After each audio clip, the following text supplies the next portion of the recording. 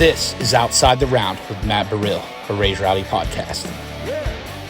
What's going on, everybody? Welcome back to another episode of Outside the Round with me, Matt Burrill. Today, a very special guest, a day one homie of mine, one of the first people that I got to meet in Nashville back in 2018. She's got some new music out, Love You to Death. Julia Cole.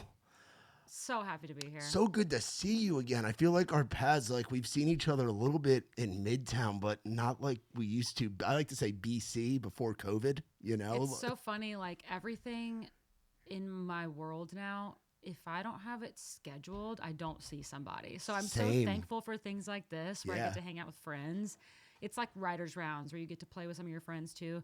We don't really get to, we're all traveling everywhere. Yeah. We don't get to see each other unless we're on the same stage together. And it's like, it's how I feel with you too. Yeah, so what you been up to? Life's been good. Congrats on this record. It's freaking awesome. It's been so cool to know you from back in the day and see how your journey has just gone. Like, seriously. Well, thank you. Yeah, it's been such an exciting year, and I'm so grateful for this record.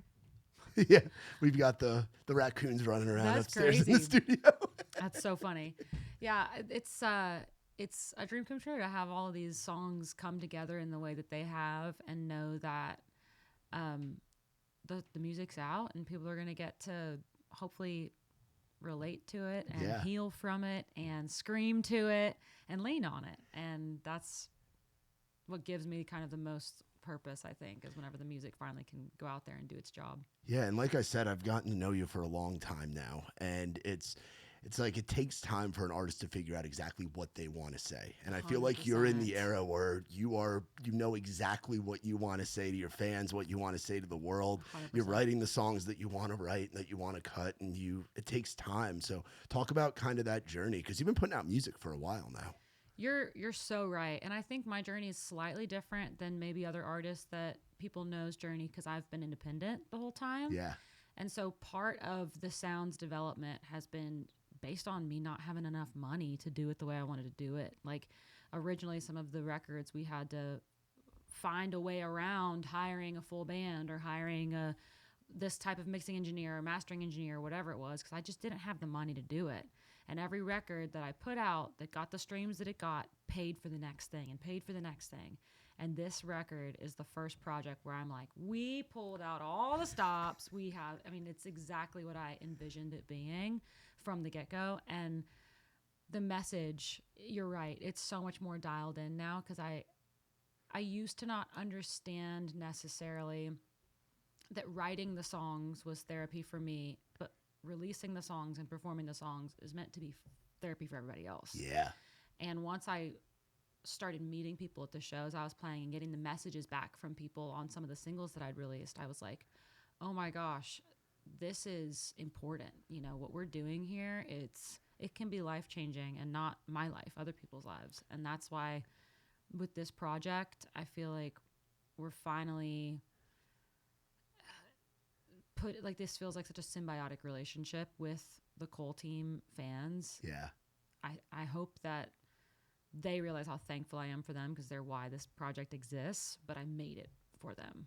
Yeah, and you've gotten to learn. You talk about the live show and connecting with fans. You've been on tour with, to me, the best artist that does that, because he turns his concerts into sermons in a way. Oh my gosh, I know. Being on the road with Jelly Roll. Unreal. We got to talk about that. Literally the coolest thing ever. He's so genuine. He's so smart. Yeah. And he's so cool. I mean, he's overcome 1 million things in his life, so he can speak to everything with this testimony that you cannot help but believe, because it's different than someone who hasn't really lived it.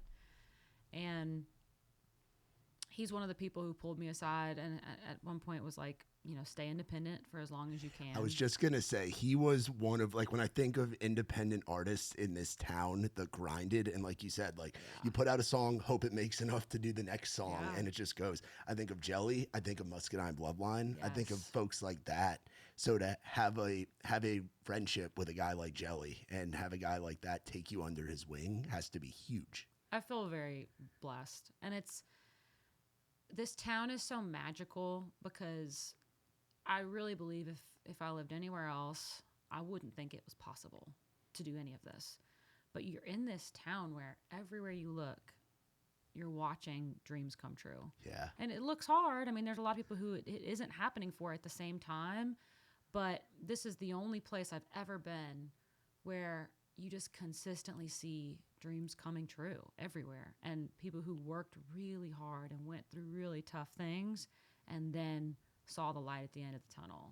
It's beautiful. Yeah, amen to that. And your journey of coming out here, you came out here as a collegiate athlete to start, right? Was music a thing at that time? Or tell me how you pivot from smacking and spiking volleyballs to putting out country songs. Let me tell you how we pivoted. The good old US of A, singing the national anthem. Yeah. That is really, truly what changed everything.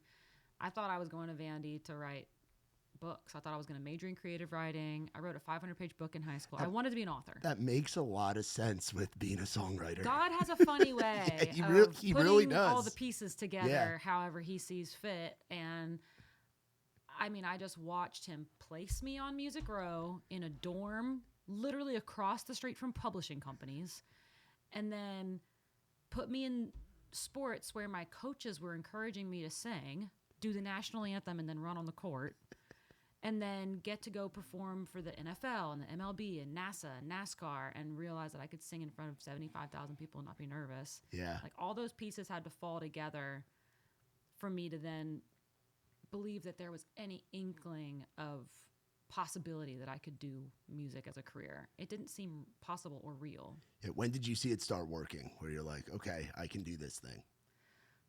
I really do think it was just being in Nashville. I remember when I was, I guess maybe a freshman at Vanderbilt or whatever, I was interning over it. I met some folks in the music industry who came to Vandy and did like a panel and spoke at some class or something. And I started interning for Bobby Reimer and Chris Oglesby at the Nice. publishing company. Yeah. And I just remember one of the first things they had me do as an intern was I had to go take this like gold record plaque to Carrie Underwood's management office. And they could tell, they could see the like sparkles in my eyes of like, oh my gosh, this is Carrie Underwood's thing and I'm holding it. Yeah. And they were like, you see that couch right there? You see that spot on the floor? That's where she wrote the song. It was right there. And they could tell I was just eating it up. Like, this is the most magical room I've ever been in my whole life. And I think when you're in an environment where you just are told things are possible, you start to believe it. Like, I obviously was a little delusional, but it's because I got placed in the one city on earth where it's like, this is where it happens. So it's not impossible. Yeah. Now, talking about the record, because it is awesome, and I'm so glad that it's out there, and I'm so proud to see what you're doing.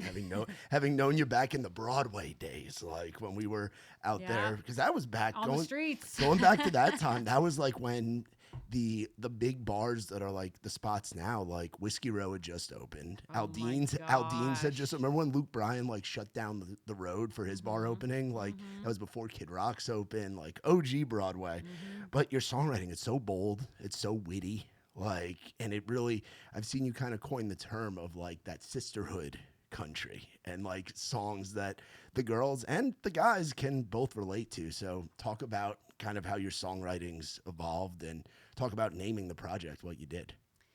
My music is Sisterhood Country because it's something you can lean on in whatever part of your life you're in. Yeah. If you need a shoulder to cry on, here's the album. If you need something to scream to, here's the album. And that's what my sisters have always been for me.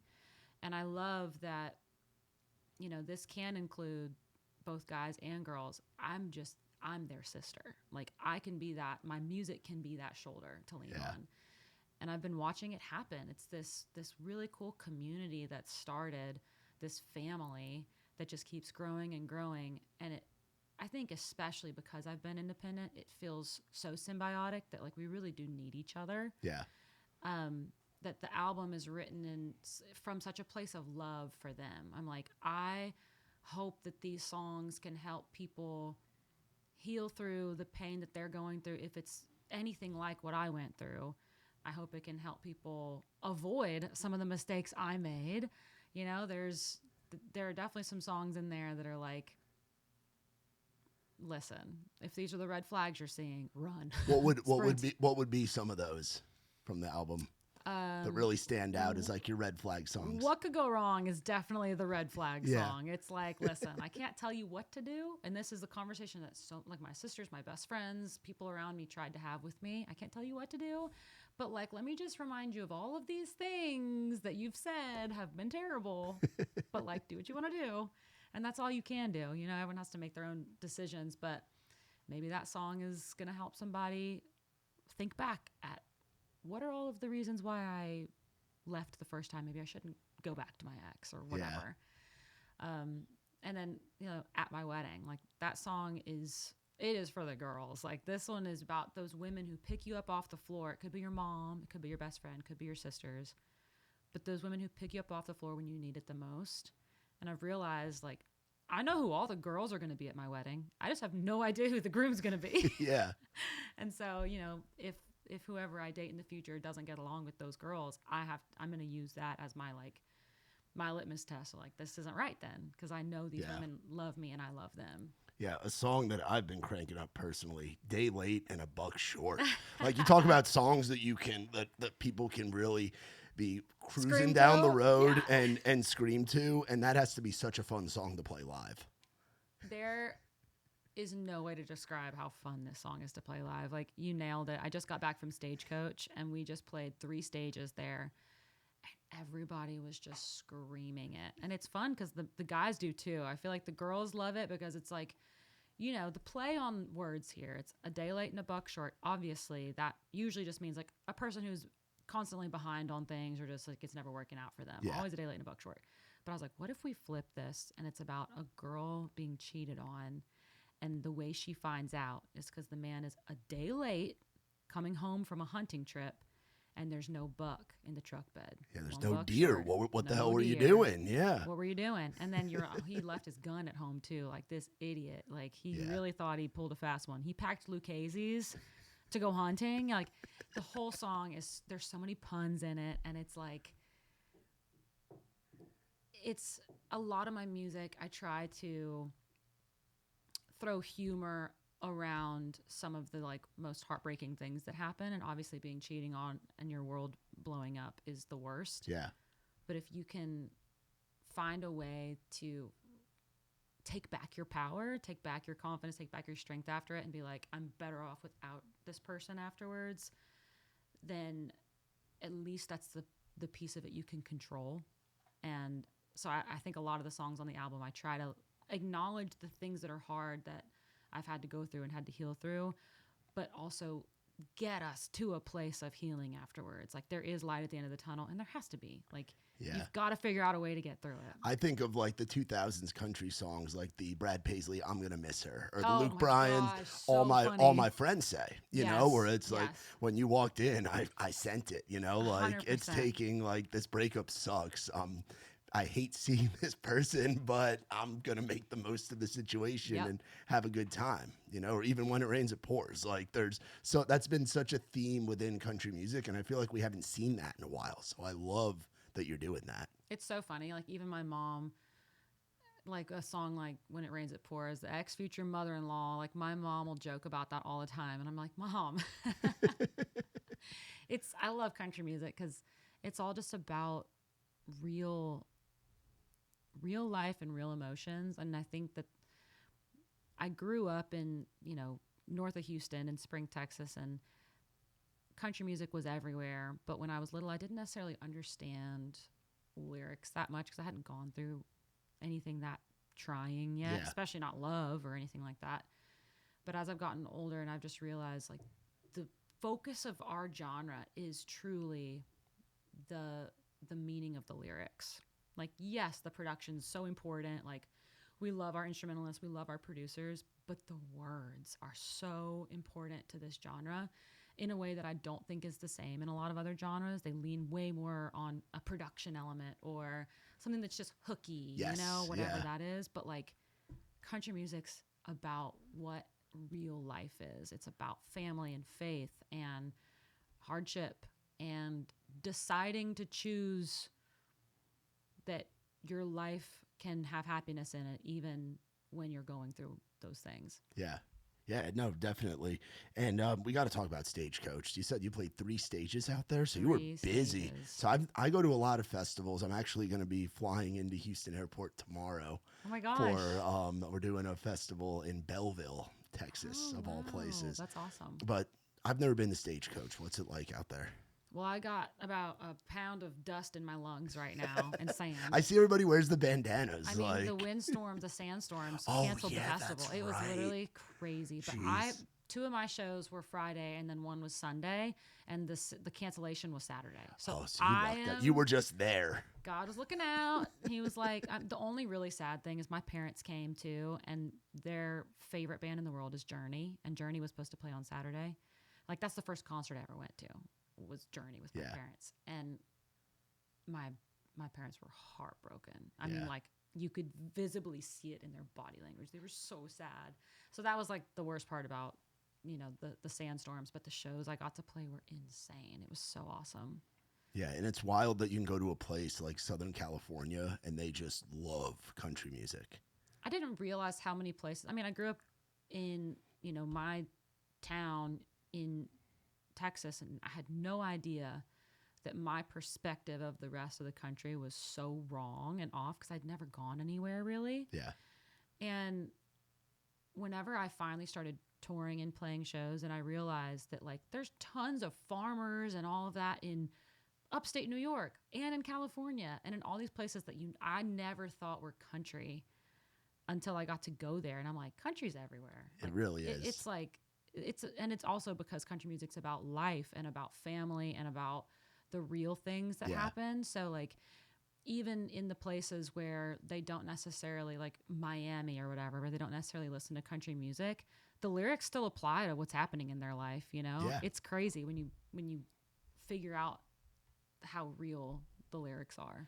Yeah, it's real life stuff, and everybody lives a life, so there's something that anybody can relate to. Well, and in a different way than other genres, like in like rap, for example, everything's about I did it myself, and like I'm flying on a jet with these crazy diamonds everywhere and like iced out, and that's not like relatable. Like, most people will never have like an iced out grill and like fly on a PJ.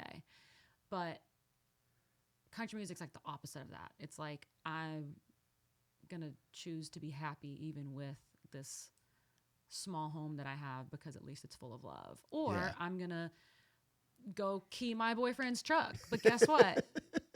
Everybody has a boyfriend that they want to key his truck. Yes. Yes, that is very true. And now you got the Love You to Death tour kicking off, and you're going to be going to a bunch of different places. So talk about how important touring has been for you in the past few years. Like, you've gotten to go all over the place and gotten to go out there with some incredible folks like Jelly, like John Party, like a bunch of different people. How cool is it to be doing a headlining tour? It's incredible. I'm so excited. I mean, as cool as it is to be doing stuff like, I played all these first time arenas for me this year, and I got to play in the O2 in London with like 20,000 people holding their lighters up, and right before Keith Urban went on. I mean, there's magical moments like that, or playing the Grand Ole Opry. Like, I'm playing there again. It's like, this is, every single one of these shows is such a pinch me moment. But the magic about a headline tour is that every person in that room came to sing the songs that are on the album that you wrote, and the energy is just different. It's like, instead of it being a show where you're like making new fans, you're like giving people who you already have a relationship with this gift that you want to give them because you love them back. It's like, we get to hang out. It feels a lot more like I'm hanging out with my family of people who we already know each other, because we've been following each other and we have stuff to talk about. Yeah. You know, we already know each other. That's why I'm really excited for this tour. Yeah, and talk about how important the Cole team has been for you, because I love that you've coined that term. And my dad coined it, actually. Oh, shout out to Dad. Yeah, Big Steve. Shout out Big Steve. Yeah, if you want to know about Big Steve, just listen to Daddy Daughter Dance on the record. But he called our family the Cole team when we were growing up. We all played sports our entire lives, and it's definitely the mentality that we were raised with. And it was like, no matter what's going on, we have each other's back. and that's the point of the Cole team. Yeah. And that's how I feel about this fan base. It's so symbiotic, and I feel like we have each other's back. And people ask me sometimes, like, why maybe I don't get nervous in music. And I'm like, no one's hoping for you to lose. I played sports my whole life where half the people in the room, no one's rooting against you. Want you to lose. Yeah. This is the first time in my life I get to be somewhere where everyone just wants to have a good time. Like, Yeah. this is like good energy only here.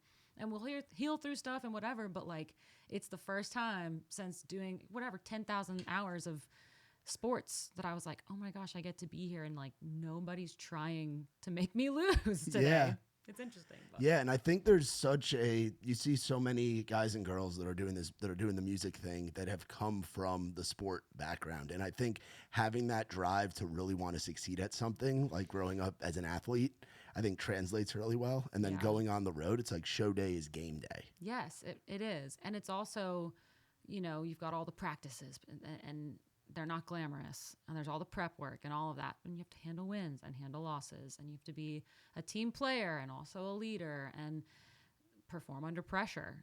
Like, there are some times where it isn't necessarily an easy thing. Like, one of the performances, I remember I was opening for Dierks Bentley, and he invited me to come up and do a duet, and he's like, do you know the words to this song? And I'm like, yeah, of course. No, I didn't know the words.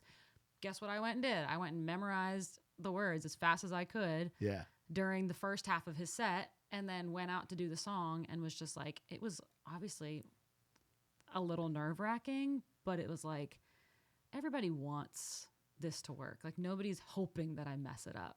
So there's like a difference there. But performing under pressure, that's the same as being on the line and having to make a game point serve. And if you miss the serve in your volleyball game, your whole team loses, and it's your fault. If you make it, you're the champions. Yeah. You know what I mean? Yeah. It's like there's so much pressure on this one little moment, this one little action. And it's a lot of things from athletics have made me into the artist I am today, for sure. That's awesome. So you're so busy with everything going on. What do you like doing in your downtime right now? Sleep. Sleep. Doesn't happen often. No. But no, I spend a lot of time with my family. Like, any free time I have, I'm still catching a flight. I'm going to see my older sister with my little baby nephew. Ooh. Or I'm going to see my little sister who's a pro runner. Nice. Or I'm going to see my parents and grandparents and cousins who all still live in the same area. So usually when I go down there, I get to see a lot more of my family all at the same time in Texas. I really do spend most of my free time like going to catch up with the people I love, because I spend a lot of time on the road without them. Yeah, it's important to get outside of the Nashville bubble. That's something that I've struggled with a lot. I feel like a tourist here. I don't know anything about Nashville anymore. Because you've just been running so much, or just spending so much free time outside. I've been running so much, but also this town is changing so much. Yeah. Every day. It's like I'm watching posts that'll come through my For You page of all these restaurants and bars and things I've never even heard of, much less gone to. And I'm like, it's a long list. It's not like, oh, there's like a couple spots I haven't. It's like it's 100 places I haven't been yet that are like cool. And like the trending new spots, I'm like, I'm a tourist here. I've lived here forever and I'm a tourist. It's wild. Yeah, it's like East is so different. The Gulch is so different. Midtown's a whole different ball game now. Mm-hmm. Broadway's like doubled. Like, there's some little Nashville Yards new thing that I've heard of that I've never been to, but I'm like, everyone's raving about it.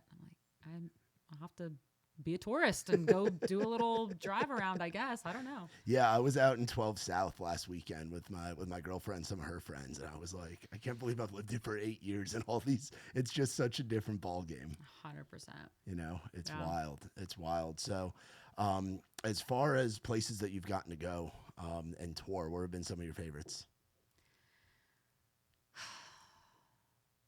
Because Europe's got to be on there. You seem like a girl that likes to travel, so going overseas has to be cool. I love to travel. I've been to over 30 countries. Been over 30? And I'd never left the country until after high school.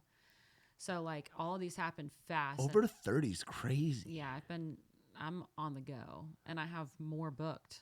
That like I'm about to go to. I have a show in Denmark that I've never been to Denmark. I've never been to Greece. I have a show in Greece booked.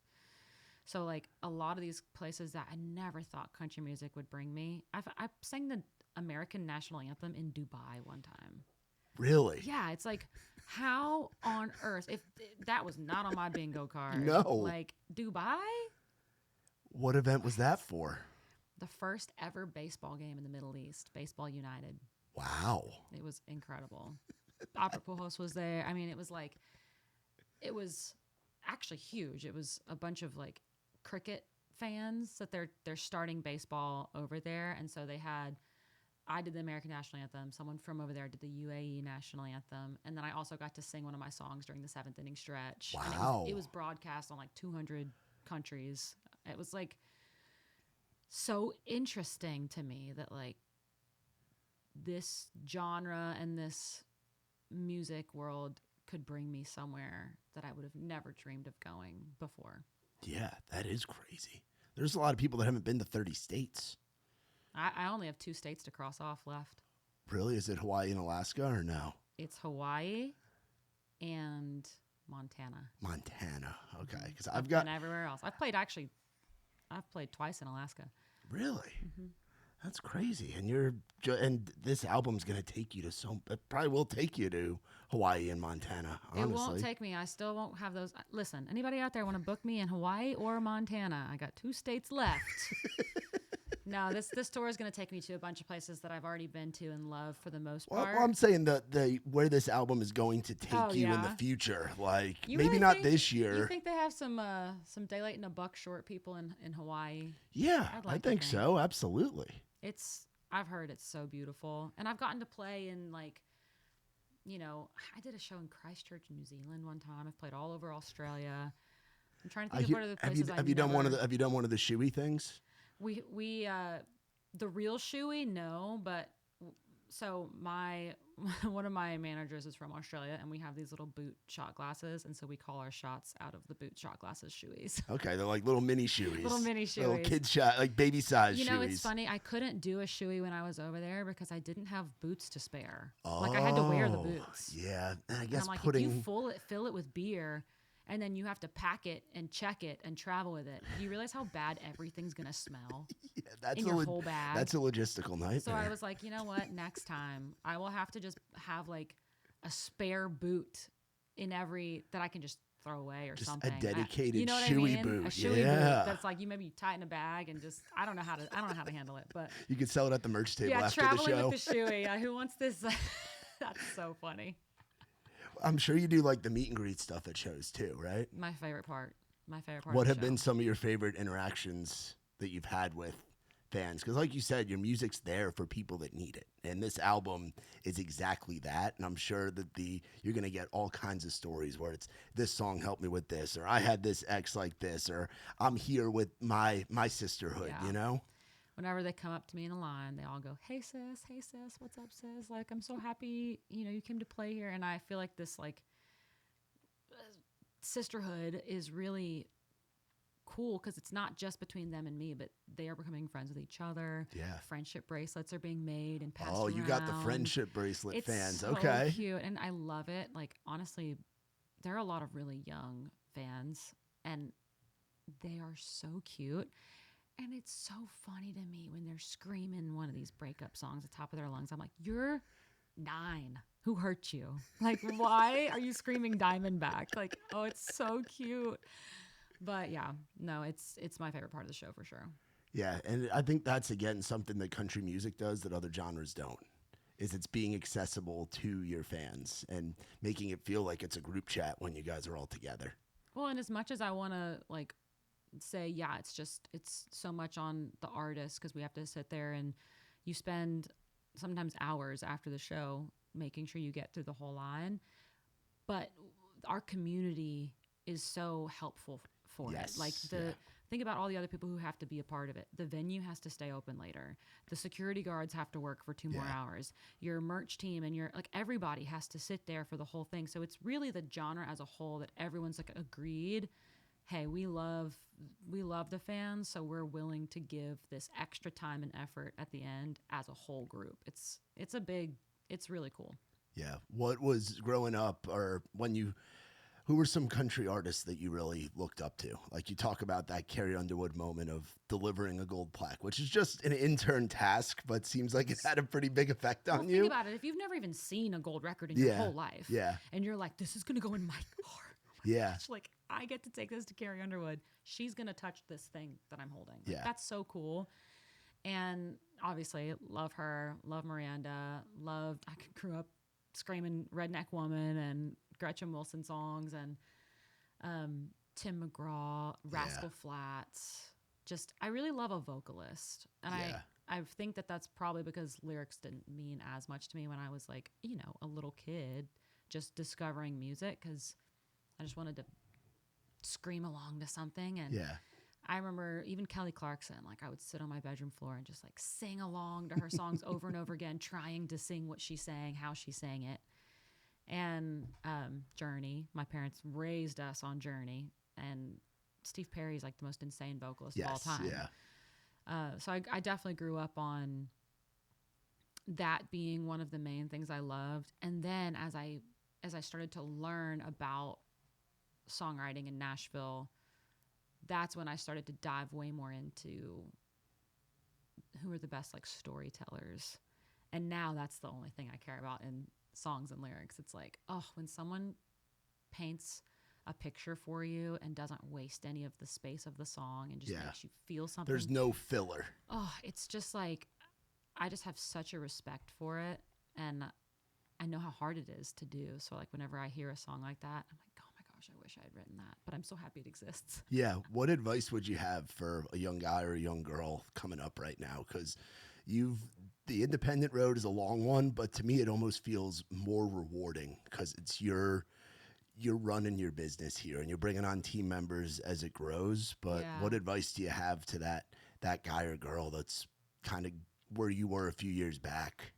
I think the biggest piece of advice I would have is focus on your craft and focus on the art before you start to focus on marketing and fame or success. None of that stuff matters if you don't have good art. And if you make songs that are truly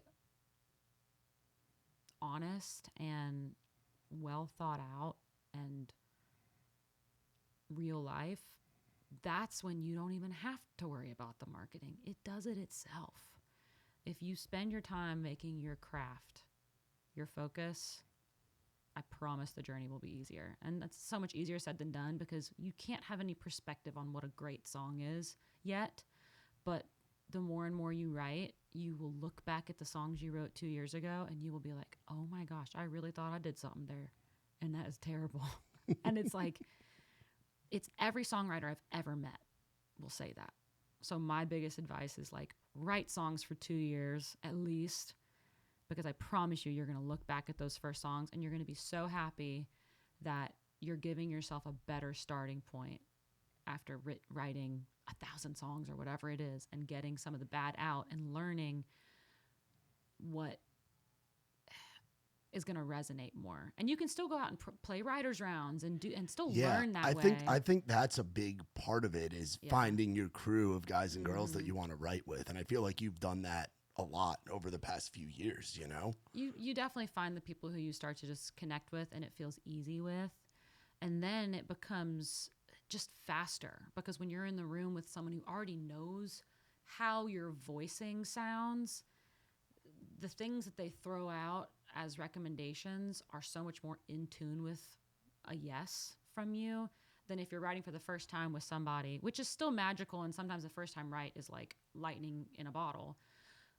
But it's like this person's going to throw out things that they already kind of know are in your wheelhouse because you've given that language exchange back and forth. And I feel like you'll be more vulnerable with that guy or girl because they know. I don't know what happened to me, but I don't care anymore. Like any writer, you just lay it all out there. Like I'll get people who are like, "Well, thank you for being so honest about that," and I'm like, "Oh God, did I overshare?" Like, well, I feel like there's no such thing as oversharing because it's that authenticity, and like you said, it's the lyrics and the message of the song is what makes country music so special. So if you're open and honest with the other folks in the room, Like, yeah, she's mentally unstable, but man, the lyrics are smacking. and I think it's also being there for your co-writers if they're going through something and you're writing something for them too. The best songs definitely do come when you're all in the room feeling it. Like, Daddy Daughter Dance is one of the songs where Rachel Womack and I were both just crying. We wrote so many verses that didn't make the cut because you can only have so many verses in a song. Yeah. And we just both were truly reminiscing on our childhoods with our dads and what life would have looked like without them and just a million other things. And Day Late and a Buck Short with Bonnie and Andrew Bloom, like, we had so much fun during that, right? It genuinely felt like kind of like this interview. Like, it was like we get to just hang out with our friends and also be working. It's you're catching up with a homie and doing cool shit. Like, and creating. That's what this whole thing is just finding homies and making cool stuff together. Like finding like-minded people and magic will happen. And I think it's so interesting. People think that like fame or success or money is what drives the majority of songwriters or artists or whatever. And if someone told me today you have to pick songwriting or performing, you can only do one for the rest of your life, it is the easiest decision on earth. I'd pick songwriting. Like, I love meeting people. I love doing the performing. I love all that. But there is just the magic of creating this piece of art that did not exist before y'all sat down in the room and can never be erased again. It doesn't matter if there's some recording or not. The song can never be erased. It's stuck in your head. It exists now. It's so magical. I still get shocked by it. I've been doing it forever, and I'm like, we wrote this song in 4 hours today. Can y'all believe we did that? It's like, it's still so cool to me. Yeah, it's like you're inventing something. You are. Every day. You literally are inventing You're like, how stuff. has no one made this lyric already? How has this title not already been done? Isn't that crazy? Yeah. There's endless possibilities out there. You think of it like I have a title, Treat Me Like Dirt. I'm like, how has no one written that on that? Yeah. Like, which, by the way, I love that song too. Thank you. I love that song. I think that's going to connect with so many people on both the guy and the girl level. You know, for anybody that grew up blue collar and they care. I'm like, people might have to be a little country to understand that one. No, I grew up in a New York City suburb. Granted, I've been working in the country music for a while, but it's like that connected. And again, it's the wittiness of this record, I think, is really going to stand out. And I think it really shows the evolution for you too. And I think I think you talk about like your younger fans that you have, I think they're going to grow with you. Like this project, like your previous stuff that's been out and what's to come after this project, you know? The Love You to Death album it's a collection of songs that are supposed to help you heal through whatever tough heartbreak you're going through. And there's songs about my called off engagement. And that's kind of the root of kind of the pain in the project, but there's also love songs in the album for the people who got me through it. There's no love songs towards a dude. There's love songs to, my family and my best friends, Daddy Daughter Dance and At My Wedding. And then there's songs in the next phase. It's like, this is what I want. This is my hope. This is my dream. Songs like Big Picture and Treat Me Like Dirt. Those are about like this love that I envision and still believe in. Yeah. And then, what it takes is like a prayer. It's this realization that no matter how hard things have been, I'm still worthy of a love that lasts a lifetime, and I'm going to hold on to that belief. And it's a prayer that I have to kind of say to myself to remember. And I sat down, I was like, if I have to tell myself this, I can't be the only one.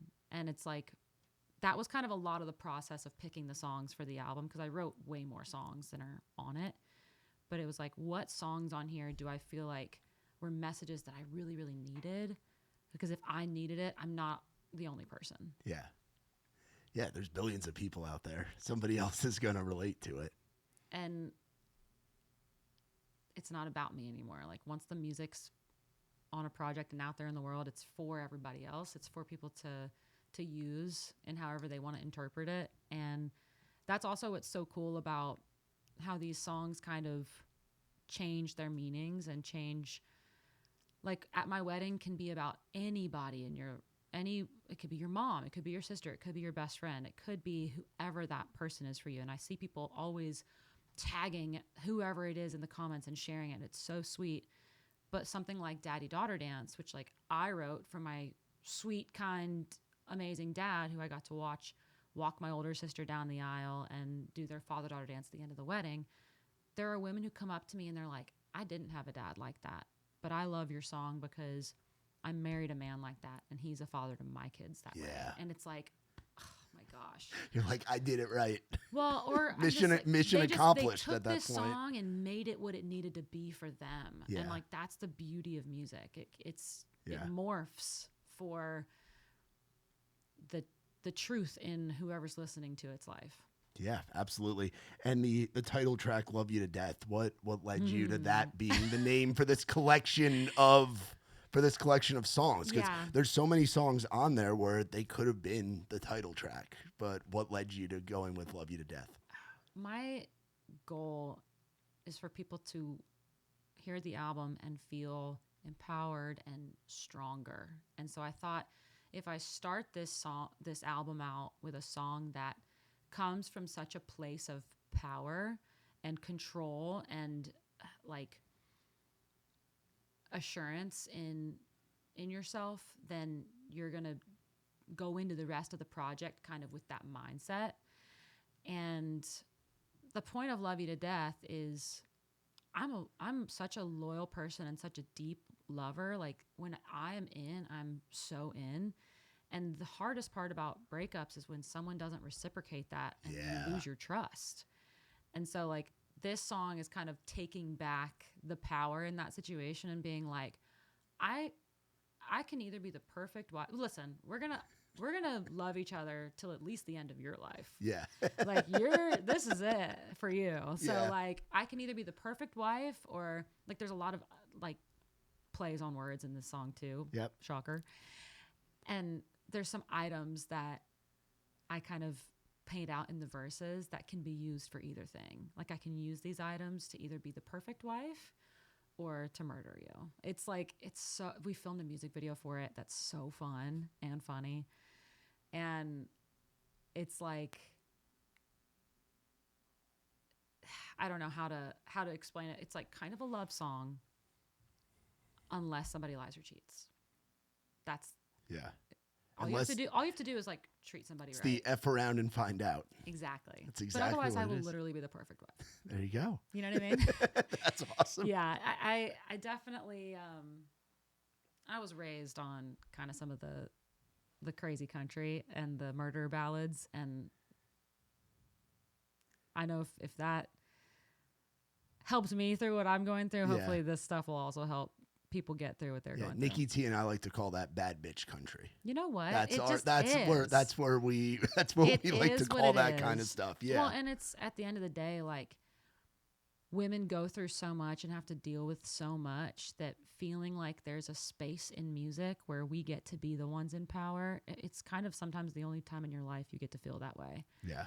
And country music has taken that by the reins, and it's why I think women love it so much. Yeah, and I think this album is dropping at the perfect time. One, because I mean, we would have loved for it to be out even sooner. Like we are so excited about it. But two, there's this movement right now of strong females in country that I don't think we've had since Miranda and Carrie, like when you and I were growing up.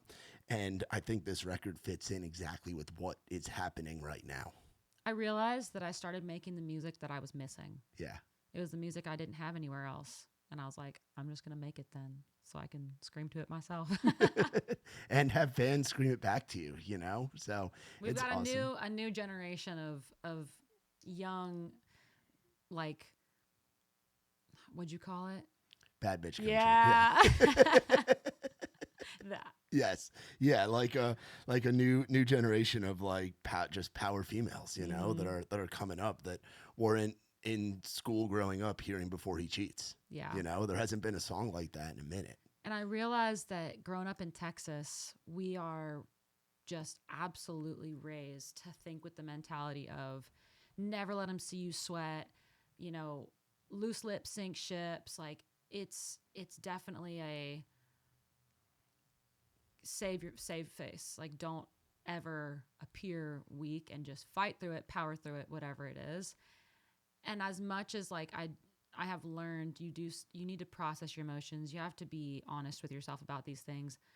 Having that as like the core baseline, it gives you a North Star of where you're heading. Yeah. It's like whatever I'm going through, I know that's where I'm getting back to. I know that's the person that like I need to find my way into being again, even though I just went through all these things that shattered my confidence and maybe my love for myself or your trust in your own ability to judge people correctly and trust. And I'm hoping that I didn't realize that isn't how women are raised everywhere until I moved out of Texas. And I started to hear a lot of negative self-talk and women who hadn't ever been raised to believe that they could be powerful or strong. And I was like, maybe some of these songs can help change the mindset and mentality of like, yeah, we're going to go through hard things. Everybody's going through hard things, but we can get through it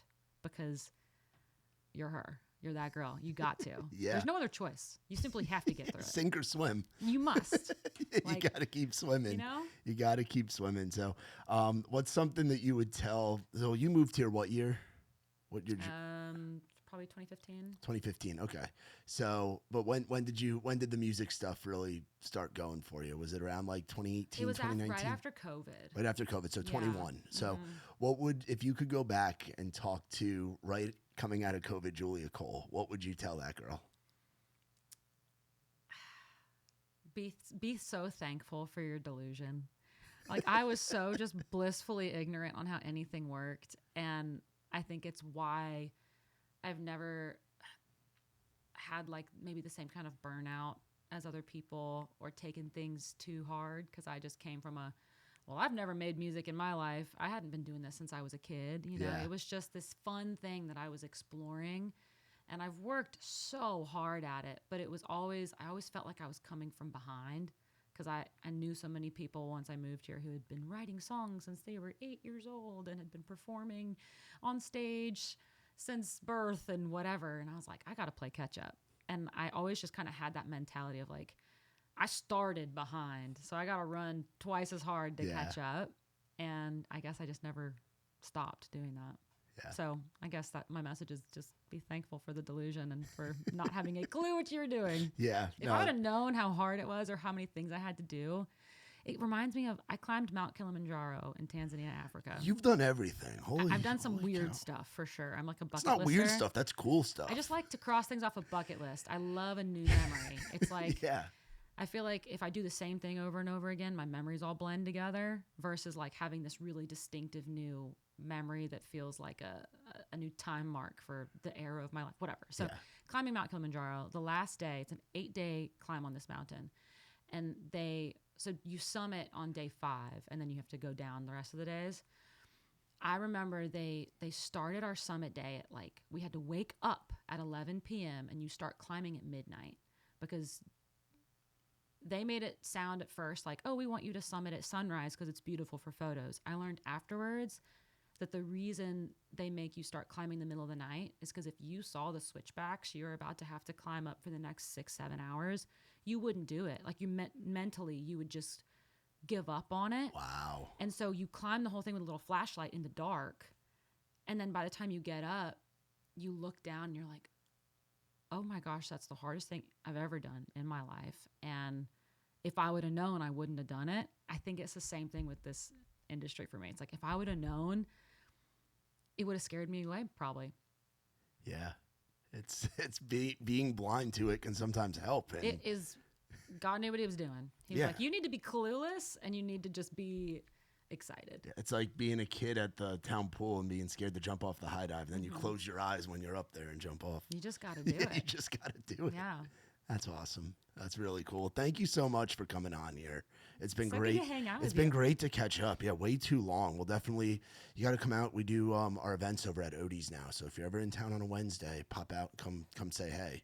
And get your Midtown on. Yeah, it's been a great spot. And then we moved our rounds. It's crazy looking back. Like you were one of our OGs playing rounds back in the day. Isn't like that crazy?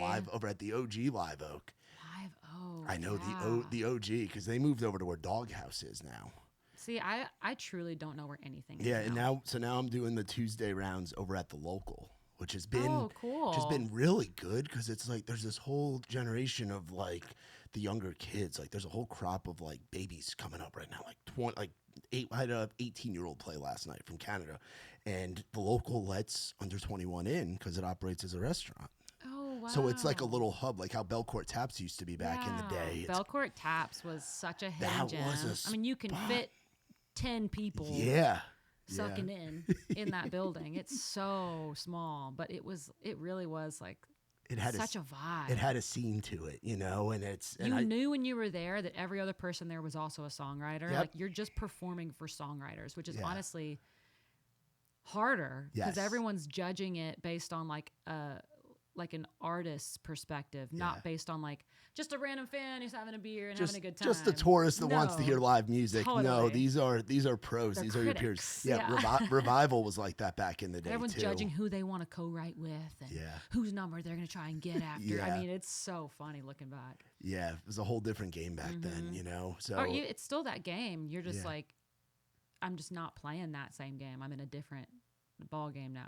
It's like, I didn't even know this part of the game existed until this year. Yeah. And I'm doing all these things for the first time. I've never made a music video like the one we just did. I've never played these arenas. The challenges that come with playing a venue like that, it's so different than there are challenges that come in playing a small Belcourt Taps type venue, but you have to like adjust to know how to face that new set of problems. There's going to be some crazy delay, or like what if the in-ears aren't working, or what if there's a million different things. You have a lot of stage that you have to move around on. A lot of stage. I'm sure there's a to catwalk you want to try to work your way how out are you there. going to talk to all the different spaces at the same time? Yeah. You know, it's fun to experience the new pieces of it. Like I think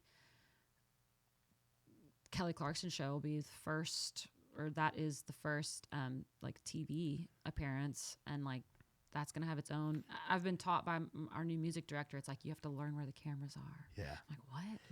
I'm like used to being like, where are the people who are like screaming back? No, where are the cameras? And you were telling the story of belting Kelly Clarkson when you were growing up. I'm so excited. Like that's going to be an ultimate pinch me moment, I'm sure. Yeah.